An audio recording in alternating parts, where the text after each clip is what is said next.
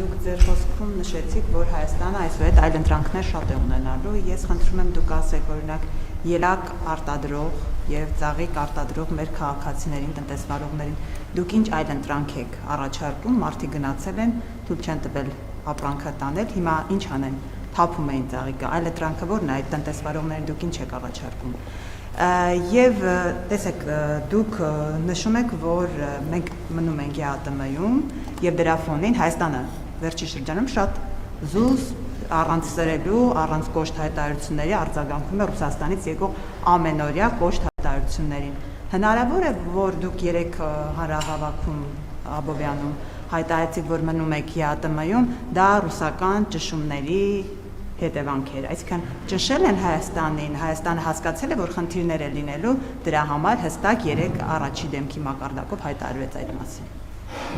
Ինչ որ ես երեք ասել եմ մի տարի առաջ, դրանից առաջ, եւ ես երբեք չեմ հայտարարել Եվրասիական տնտեսական միությունից դուրս գալու այսօրվա մեր մտադրության մասին։ Ես ասել եմ, որ մինչև այն կետը, քանի դեռ Եվրասիական տնտեսական միությանը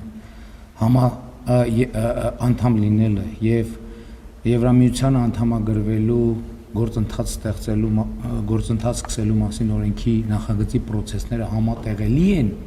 մենք այդ ճանապարհով գնալու ենք։ Այդ կարող է համատեղել լինի մինչև 2030 թիվը, այդ կարող է համատեղել լինի մինչև 2035 թիվը, այդ կարող է համատեղել լինի մինչև 2040 թիվը, այդ կարող է համատեղել լինի մինչև 2026 թվի դեկտեմբերը, այդ կարող է համատեղել լինի մինչև 2027 թվի հունիսը, ժամանակացույց կտա։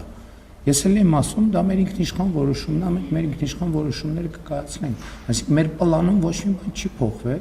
Ինչ վերաբերվում է ելակ եւ վարդ եւ այլ, եթե ձեզ թվում է, թե նախկինում խնդիրներ չեն եղել, դուք չարաչար սխալվում եք։ Այդ նույն խնդիրները անընդհատ լինում են եւ մեր բոլոր գործընկերներին ես 2018 թվականից այդ ուղերձը հղում եմ, որ բոլոր ապրանքները պետք է արտադրվեն ստանդարտներին համապատասխան։ Ցանկացած ապրանք, որ ստանդարտից դուրս է, մենք չենք պատրաստվում մեր ինքնիշխանության հաշվին ստանդարտներին չհամապատասխանող ապրանքներ արտահանման աջակցել։ Մենք պատրաստվում ենք աջակցել բոլոր այն արտադրողներին, ովքեր ստանդարտներին համապատասխան արտադրանք են արտադրում։ Իսկ ստանդարտներին համապատասխան արտադրանքի համար 7 միլիարդանոց շուկա կա աշխարհում եւ այդ բոլոր շուկաները այսօր բաց են Հայաստանի Հանրապետության համար։ Մենք ընդհանուր Եվրամիության արտահանման դեպքում մաքսատուրքի վճարման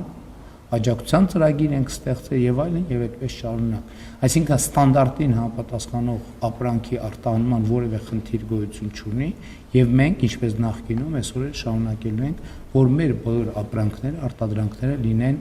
ստանդարտին համապատասխան։ Էլ չեմ ասում, ես դες կարող եմ բերել 2022 թվի օրինակը, երբ որ մենք արտահանման խնդիրներ ունեինք։ Ոնց լուծեցինք մենք այդ խնդիրները, այսինքն այդ խնդիրները լուծվեցին ինքնաբերաբար, որովհետև հսկայական աճ տեղի ունեցավ զբոսաշրջիկների եւ այն զբոսաշրջիկները, որ պետք է չգիտեմ օտար երկրների սուպերմարկետներից այդ ապրանքները առնեին, իրենք Հայաստանում են եւ դա ձեռք էին բերում Հայաստանի Հանրապետությունից։ Հիմա այս տարի, հենց հիմա Հայաստանում զբոսաշրջության բում է եւ Հայաստանի ներսում սպառումը էականորեն ավելանալու է։ Մենք պատկերացնում ենք լավ ենք առերեսվում այդ թվի հետ, թե ինչ է նշանակում զբոսաշրջության 34% աճ։ Այսինքն դա աներևակայելի թիվ է եւ ընդհակառակը մեր ներկրողներն, արտադրողներն պետք է ջանք գործադրեն, որպեսզի այդ մարդկանց հոսքի ապրանքների ծավալը կարողանան ապահովել։ Եվ սա ճանապարհներից մեկն է 30% զբոսաշրջությանը սա ահավոր մեծ թիվ է, ել չեմ ասում երկաթուղիները բաց են, այդ թվում Եվրասիական տնտեսական միություն արտահանելու համար Ղազախստանի շուկան, որը ըստ էության մեզ համար համարյա անծանոթ եւ համարյա չօգտագործված շուկա է, Ղրղըզստանի շուկան, հիմա հասանելիություն կլինի նաեւ Չինաստանի շուկայում, այնպես որ այլ ընդհակառակը մենք վարել ենք եւ վարելու ենք դիվերսիֆիկացման քաղաքականություն, բալանսավորման եւ բալանսավորված քաղաքականություն, թե արտաքին քաղաքականության ոլորտում, թե տնտեսության ոլորտում, թե մնացած այլ ոլորտներում։ Այլընտրանքը ստանդարտներին համապատասխանեցնելը չէ, միակ ձևն է ստանդարտներին համապատասխանեցնելը։ Այդ ստանդարտներին համապատասխանեցնելը, չհամապատասխանեցնելը այլընտրանք չէ, ընդհանրապես այդպիսի ընտրություն չկա։ Մենք X պահի Հայաստանի Հանրապետությունում էլ մենք կամած ստանդարտները խստացնում ենք, որովհետև ով ասե, որ Հայաստանի Հանրապետության ներսում պետքա ստանդարտներին չհամապատասխանող ապրանքներ վաճառվեն։